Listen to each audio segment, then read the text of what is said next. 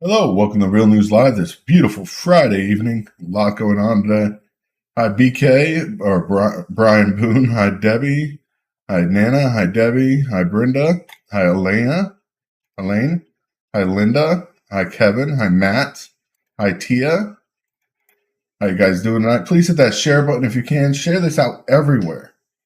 Like I said, to your friends, family, and folks around the country. Because Facebook just does not like us, and they will not put us out there unless everybody gets shared. I hope you guys are all having a great night tonight. Hi, Glinda. Some crazy stuff, though, today. I mean, this whole Brittany Gardner thing has got me up a wall, beyond up a wall. She's a basketball player, okay? She's played basketball in Russia several times. She knows the rules. She brought weed in, did something illegal, and got sentenced to jail. Okay, that's one thing. We just swapped her for a Russian arms dealer. Meanwhile, we have a Marine sitting there that was on his honeymoon a couple of years ago that is still in prison in Russia.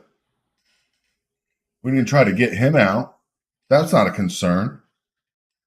But a basketball player, you can't even call her a star because women's basketball is not that big of a league anymore. She's only been detained for 10 months in Russia, including her court case. But yet President Biden officials were more apt to take her in and to get her back to this country than a Marine. Yeah, a 60-year-old teacher has been there for 5 years.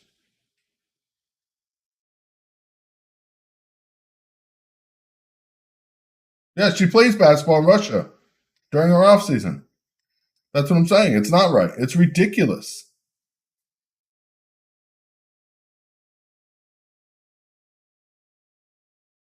The Marine that's over there is not in deep water. He's in trouble because they think he's a spy. That's why he got arrested in Russia. That's the only thing he got arrested for, because they think he was a spy. He went around with his wife her family is from Russia. She has family there for their honeymoon. And he's still in prison. White House, of course, is saying how good they did in getting Brittany Gardner out. And Brittany Gardner is in very good spirits, and the spirits to be in very good health. She was imprisoned under Russia's penalty because she drugs, the cannabis oil, and her luggage. She was sentenced to 9 years. That's the sentence you get. She'll go back. I guarantee it, Linda.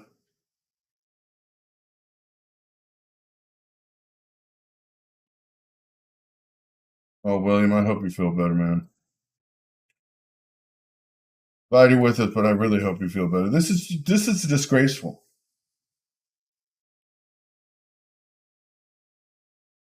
Yeah, the Merchant of Death.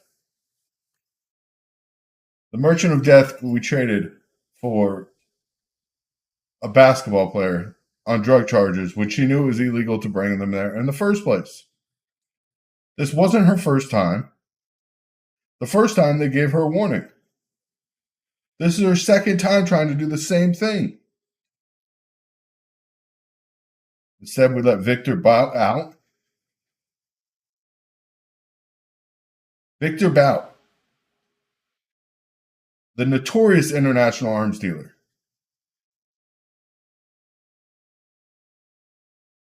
Notorious international arms dealer got released for a basketball player that knew she wasn't supposed to bring drugs. She knew what the penalty was. She didn't even get the maximum sentence there in Russia. She only got 9 years. But yet we traded her for an international arms dealer. This is what makes me sick when I read these stories, knowing this comes up, and getting she was a U.S. citizen, but she was a prisoner in Russia because of what she did, what they did. It's ridiculous. And then we leave somebody there in Russian prison that did nothing wrong. And oh yes, just to let you guys know, he was an option. Putin did leave him as an option and her for the trade for him. But we chose Brittany because she's more publicity stunt. That's what it is. Biden wanted to get publicity out of this. People need to be saying the truth, though. Yes, this is her second time. First time, Russia gave her a warning. Russia, the first time she brought drugs into Russia, she got a warning. She knew what she was doing was illegal. She did it anyways, thinking she was going to get away with it.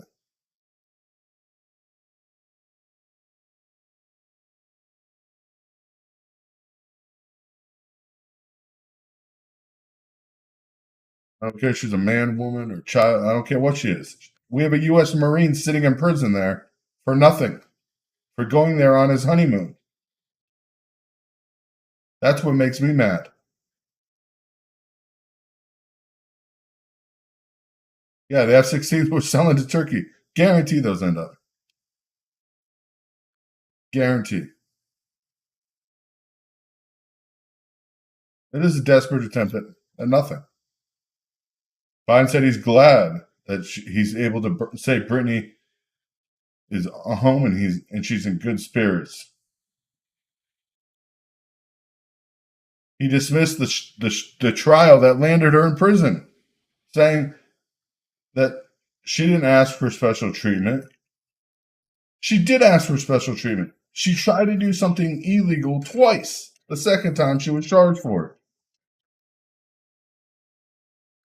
Yeah, we should have gotten all our prisoners for him.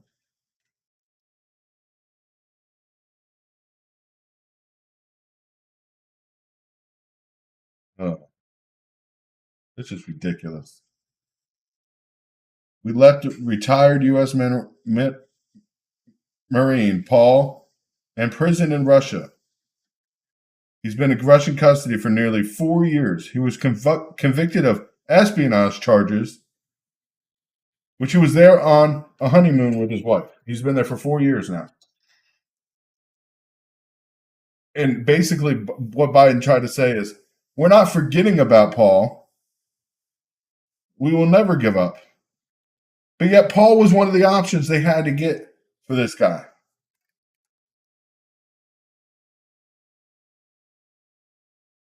Who's more important?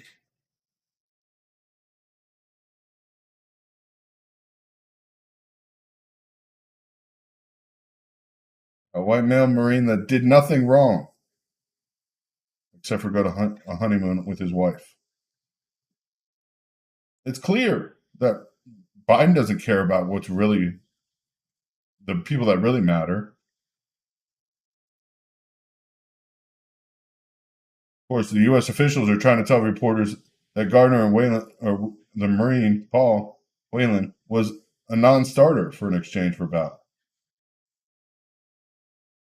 The U.S. had a choice of bringing home one of the two.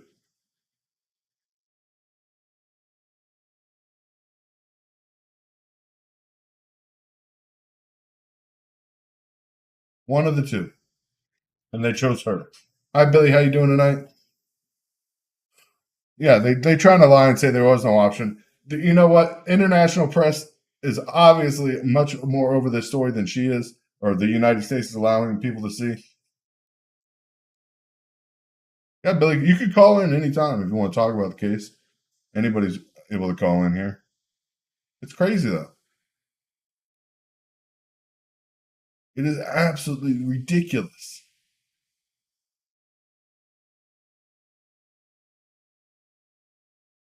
Absolutely ridiculous watching this happen. Time and time again, we see the same garbage happening in this country, and it's getting ridiculous. Hi, Billy. How you doing tonight? Chris, how you been, man? Long time, no here. Yeah, I haven't seen you in here for a while. Yeah, you know it is. Right after Thanksgiving, man, everybody in my family got sick. We got colds and sore throats and coughs, and nobody tested positive for COVID. But I mean, even like right now, still my kids still have coughs. So it was a rough 2 weeks. I'm like still not 100%. So who the hell knows, man? Hey, I just wanted to say something real fast, and what I'm about to say might ruffle feathers, and people might take offense to it. But I got to clear the air. I've been trying to do that on social media for the last 2 days. Okay, and it has nothing to do with that I wanted her released. I care that she got released, and this guy Paul Whelan didn't get released. My beef is this, and I don't think a lot of people know it, Chris, and I'm going to say it. Okay, what bugs me is how this guy Paul Whelan is being portrayed as a former Marine, and his picture and uniform is being blasted all over the internet. Well, let me explain something to you that a lot of people may not know. Okay, Paul Whelan, yes, he was in the Marine Corps, but he also was thrown out of the Marine Corps. He had a bad conduct discharge. He did a lot of bad stuff. And if anybody that knows about the military, to get a bad conduct discharge, you got to do a lot of bad things that can only be handed down by a court-martial conviction. Okay, and my problem is this: I hope the guy gets freed. I'm not saying he shouldn't be freed. My problem is that the media and the majority of people on social media are portraying this guy. Some of them refer to him as a retired Marine. He's not retired. And others say he served the nation with honor. He didn't serve the nation with honor. He disgraced the uniform. I wore that uniform. I served with honor. Millions of other vets who wore the Marine Corps uniform served with honor. And in my opinion, and this is just my opinion, doesn't mean I'm right. It's an insult and it's a slap in the face to the millions of veterans around this country who served honorably. To put this guy in the same level pedestal saying that he's an honorable Marine. He's not. And then one more thing I got to say. I looked him up. I did my research on this guy. He's also a citizen of Canada, Ireland, and United Kingdom. Okay? Why aren't any of those three countries trying to get him out? Why is it up to the United States? Why is it the United States' obligation to get him out? Why is nobody asking the other three nations, are they trying to get him out? I don't understand that. Well, that's a whole other question. But the problem is, Brittany Gardner, of all people to be getting out. Yeah, well, again, my remarks about Paul Whelan has nothing to do with her. My remarks about him, I don't like the fact that he's being portrayed all over the media and the internet as a Marine who served honorably, and he didn't. And nobody's telling the truth about it. That's what bugs me. There's certain things I can't talk about Paul Whelan about because there's certain things I would. I could talk to you privately about it. Well, there's a lot more that people don't know. That's all I could say. Look, I don't know why he got arrested for spying and convicted of spying in Russia, but it is public knowledge, and it's all over the internet if you do a search of him, that he was convicted in a court-martial and given a bad conduct discharge. So that is public knowledge. Yeah, and but if you look at his tax records, you could see something else happen. I'm not getting into that live. Well, that's way too much information to give people. But again, all I'm saying is the guy didn't serve honorably, and people just should need to know that. If you still feel like you want to call this guy a former Marine and he served the nation honorably after that, then that's on you. But I take offense to that. You know, just like if, I was a cop for 20 years in the NYPD. Do I think Justin Volpe, the guy who put the broomstick up Diallo's butt in Brooklyn, do I consider him a cop? No. Look what he did. Yeah. Understand the analogy I'm trying to make? So I just want to, I want to come on. I understand. I could say former Marine, but I would not say honorable Marine. That's something you have to truly earn as being honored. That's a lot of people are saying that, and people. And what really got me was when I'm hearing guys who are in the military say, like Newsmax this morning, what's his name, Higbee, the SEAL guy. He's great. I love him on Newsmax. He's praising this guy. I'm saying to myself, Jesus, do people even know the history of this guy? You want to call him a former Marine, that's fine. But don't put his picture on the internet in his dress blues and then say, oh my God, we left this guy there. No, you know what? The guy's got baggage, and I'm sorry, but that's a fact, and people should know that. And people still want to praise him and say he deserves to be home. That's fine. Well, sure, a lot of people don't understand he was a Canadian citizen, even when he He was He was born in born in Canada. Canada. Yeah. Yeah. He went to the U.S. Marines as a Canadian citizen without any U.S. citizenship at the time. Yeah, well, you can join the Marines without actually being the military without Yeah. being a U.S. citizen. And that's what he did to earn But his he also citizenship. holds citizenship in 3 other nations other than the United States. Well, why don't we hear from those nations about? How come nobody's asking Justin Trudeau? Hey, what are you doing to try to get your former Marine, your citizen, out of Russia? Why is it the United States' responsibility? I just don't get that. I don't understand that. I really don't. But anyway, this has been bugging me all day. I wanted to call up and do some venting. I hope you're well. I hope everyone had a great Thanksgiving. And I'll get back to your show there, Chris. Nice talking to you. Nice talking to you, man. Something else I want to go over, though. Yeah, I know those 2 Marines that were choices. A lot of people, I don't know if Bill even understands this.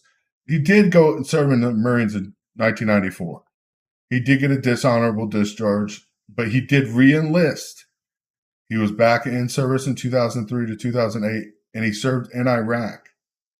He held the rank of Staff Sergeant then at the Marine Air Control Group 36, and he worked as an administrative chief.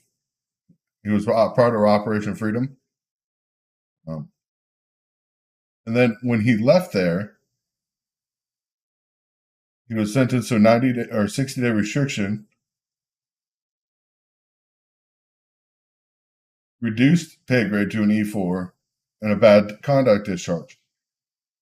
That's what actually happened as a bad conduct discharge, is because of something that happened in Iraq, and I'm not going to get into that because there was a lot of people that got in trouble for stuff that happened.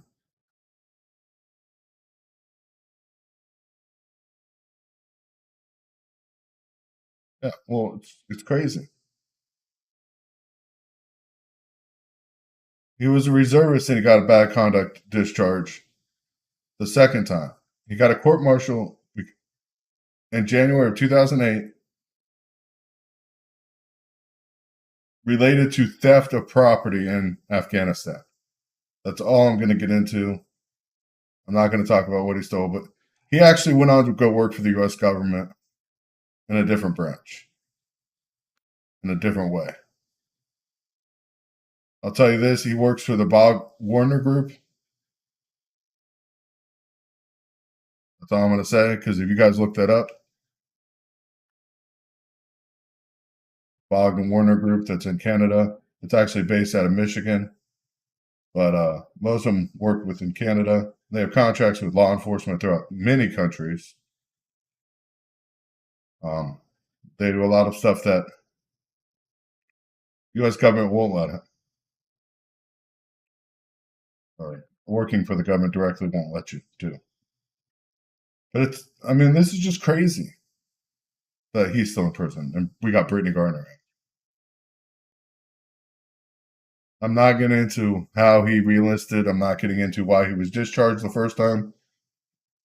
The first time was not a bad... Yeah, the second was worse discharge. Just bad conduct discharge. And that's ridiculous why he got kicked out then, but I'm not getting into larceny of it. There was theft that happened. That's all I'm going to say. It wasn't U.S. theft of property, but this is ridiculous. And of course, we turn our heads to the U.S. today, and we're going to talk about this, but power substations are under attack. We had North Carolina, 2 in New York City or New York State.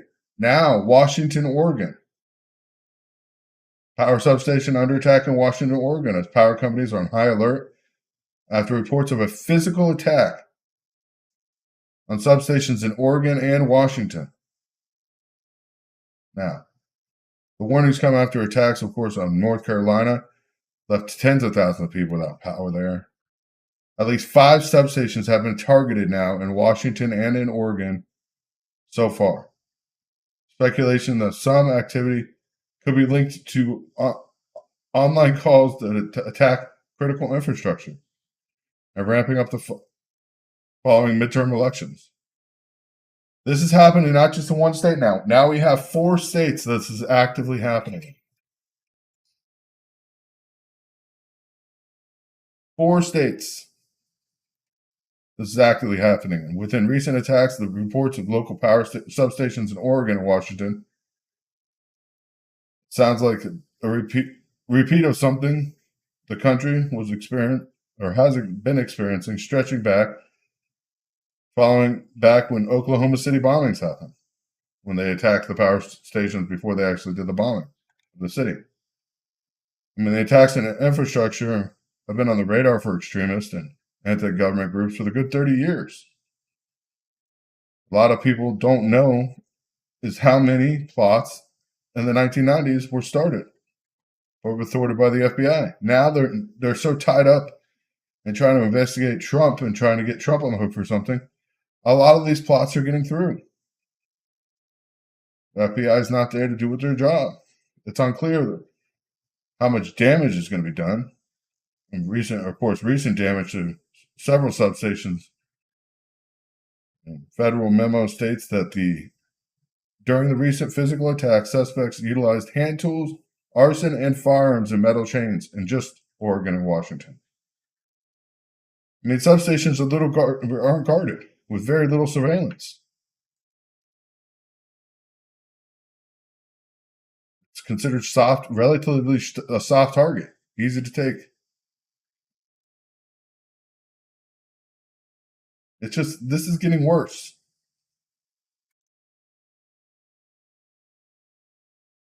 It's getting worse, and it's happening on our own soil.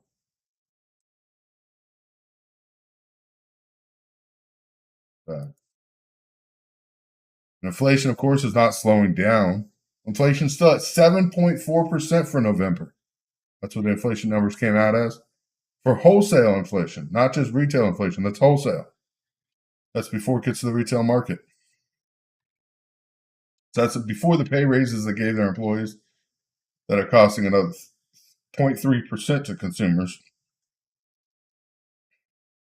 Last month, or of course, October was only 6.7%. Now we're looking at 7.4% inflation. 7.4% inflation. Gas prices tumbling, of course, 6%, meaning food prices are jumping drastically.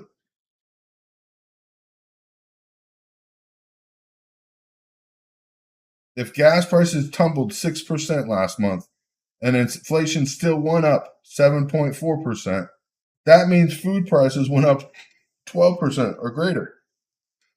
Price of other goods went up 12% or greater. Crazy.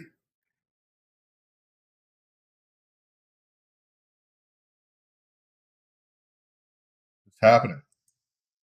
U.S. doesn't even know what it's doing. The U.S. railroad system is having another pitfall of the systematic bill that the government had to pass, that didn't allow for sick pay. We have a massive amount of railroad workers now quitting their jobs, not taking early retirement if they can. They're no longer going to deal with it. They said you can't strike, so guess what? They're just quitting at this point. As U.S. railroads face systematic problems of understaffing, the railroad refusal to grant sick pay and leave for their workers has exposed a startling vulnerability to American economy. And railroad staffing levels are not high enough to allow employees to take time off, and more people are leaving. They can't even take time off when they're ill. They want them to work.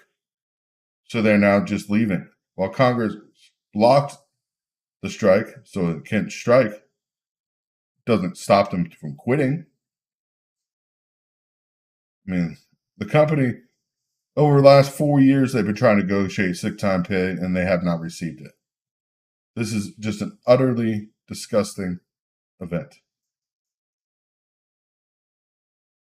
I mean, railroads are going to get hit hard by this. I mean, they're slashing their payroll by tens of thousands of dollars, trying to pay employees less.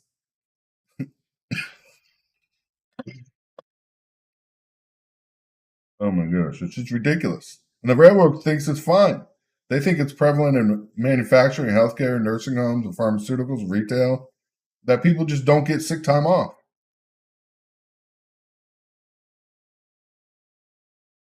Yeah, grocery prices that were 200 now cost 300. Who knows? It'll be 400 next year, 500 the year after that.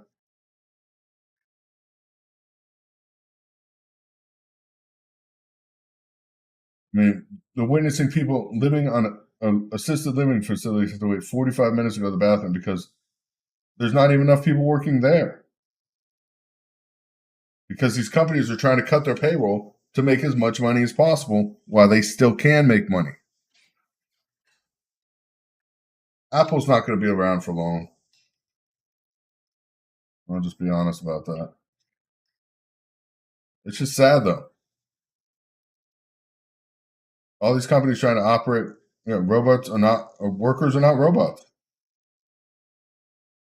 We do break down. We do get sick. So now they're replacing a lot of us with robots. The places where people actually need to work. Yeah, the job market's great if you want to get paid minimum wage without health care and work part time. There's no companies hiring full time because that requires them to provide health care. They don't have to give vacation time. They don't have to give sick pay if you're part time. So why not hire 2 part time employees for the spot of 1 full time employee? Then you could pay them less because they're a part time employee. They're not full time, so it's not their guaranteed job, to pay their bills. It's happening everywhere. You may see 20 or 2,000 or 200,000 jobs added to the job market, but if those are part time, it's only 100,000 jobs truly added because most people have to work 2 to 3 jobs to make ends meet at that point, and more likely 3. When you're working a part time job, you're going to get paid minimum wage or just above it. They're not exactly worried about turnover at that rate because they have plenty of people there. They just don't pay them anything. Of course, the Biden administration wants to prepare for the surge of migrants at the border after COVID ban ends. Yes, that's right. We haven't even seen a surge at the border, according to the Biden administration. Now, the Biden administration wants more than $3 billion to prep for the possible migrant surge at the border after COVID ban ends. The Biden administration is bracing for record numbers of migrants crossing the southern border daily to rise more when the restrictions of COVID end at the end of this month. The Department of Homeland Security wants $3 billion from Congress. This is just mind-boggling. Mind-boggling what's happening. I mean, we can't build a fence to stop them from coming, so we're just going to spend more than $3 billion just wasting the money, dumping it down the drain. Of course, they can take all the jobs that are available for minimum wage, and then there won't be any jobs left, and then they'll say, well, it's your fault because you didn't take the minimum wage job that was available. Title 42 is, of course, ending at the end of this month, or the 21st.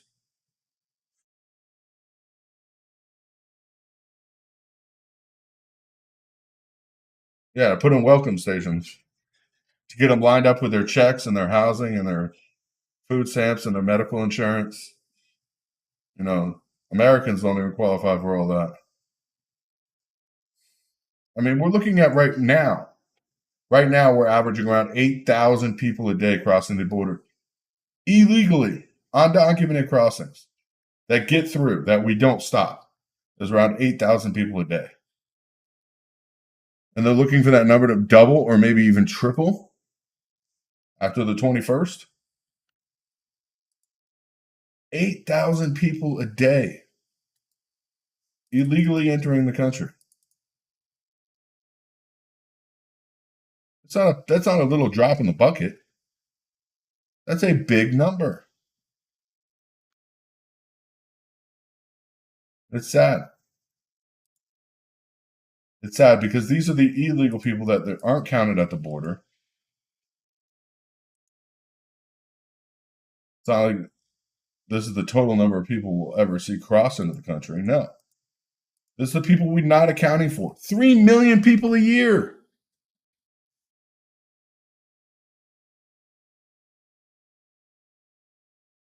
Three million illegals entering this country a year.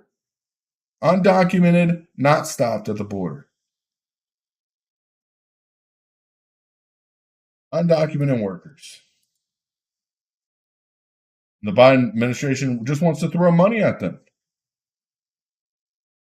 The attempted number of crossings projected to increase is at least 10,000 of people a day. 10,000 illegal immigrants a day crossing the border. Those are the ones that we won't stop because there's just too many.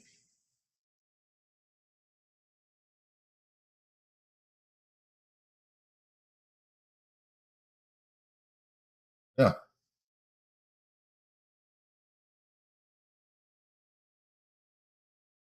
To borrow money to give other money to other people. And when will it end? When will we take back our country and our sovereignty? I understand we're a country built on immigrants, but we're a country built on immigrants coming the right way, working their way up. And this is no longer just asylum seeking. We sent a whole bunch of money to Venezuela to try to stop that, remember? We sent money to Venezuela, a whole bunch of other places in South America. Now we have people fleeing from countries all around the world coming in through our southern border, wanting to spend billions of dollars on them. Oh, yeah, and wait, send another $275 million to Ukraine for air defense weapons and equipment. Ukraine is looking like a bigger issue than it was before.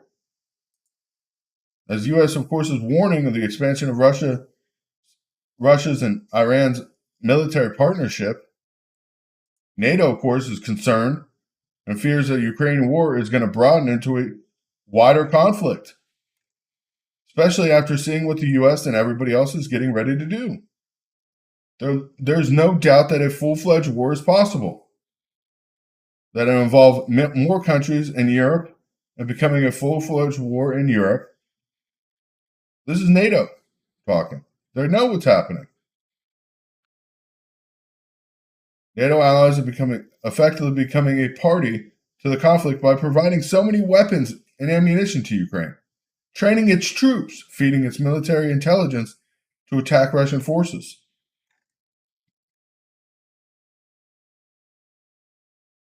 Why?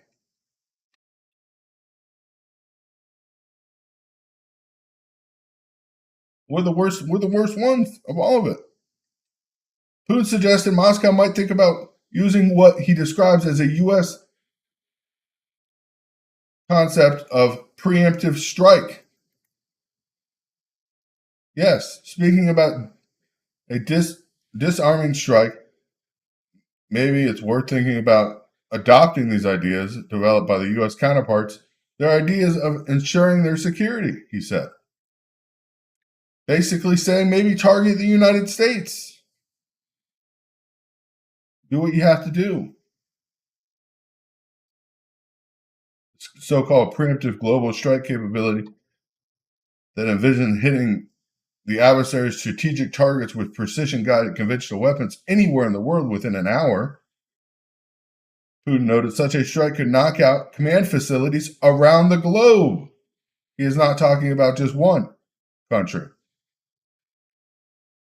And he said openly, we are just thinking about it. We are not shy about openly talking about during the past years, he said, claiming that Moscow's precision-guided cruise missiles outperform U.S. similar weapons, and Russia has hypersonic weapons that the U.S., of course, we're not even deploying those yet, or ready to deploy them. We're still in testing phases of the ones that might work. Yeah, Russia's using kamikaze drones from Iran. They get them cheap, a couple $1,000s a piece. It's cheaper than a missile.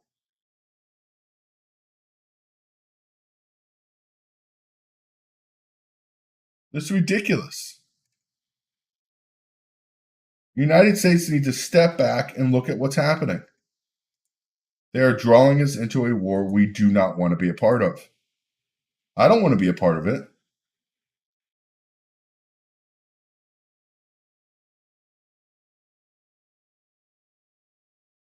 Just sad. Yeah, drones over the White House. Supposedly those are US drones bought by U.S. citizens. Of course, Chinese being behind them in production means Chinese can monitor all the data that comes to them, including GPS, navigational data, the radar data, scanning, 3D scans. Pretty much all the United States has been scanned now because DJI drones. Basically a 3D map of the entire country. White House is just part of it. DC has been scanned so many times that they can see nooks and crannies well beyond the walls.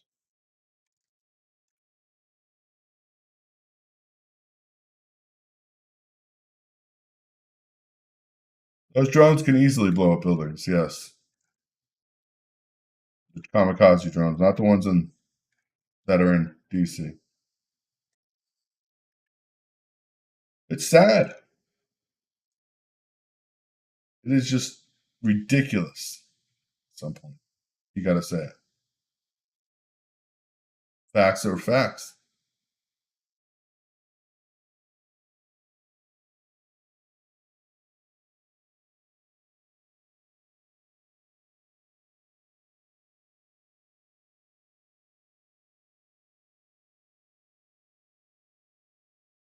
Oh, William. Hopefully, get some help at home at least a couple days a week. It's hard going home after being, especially with a walker. I mean,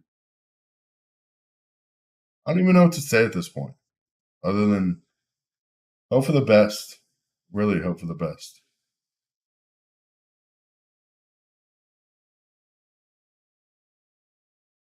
Hopefully, get your physical therapy. 6 days incubated. Definitely need some physical therapy for that. God bless you guys. God bless America. I mean, if you guys can help us, it would be awesome. Take a look at the list that's pinned below. There's actually a pin now with the address on it in case you want to buy a gift from anywhere else. You can ship it with that address. We're trying to get all the gifts here by the 15th, so we're in a rush. So if you can afford to buy something, please do. If you can't, we totally understand. But God bless you guys. God bless America. I hope you guys have a wonderful night. We will see you tomorrow night. Be safe. Keep your head up. And watch what's happening out there. Good night.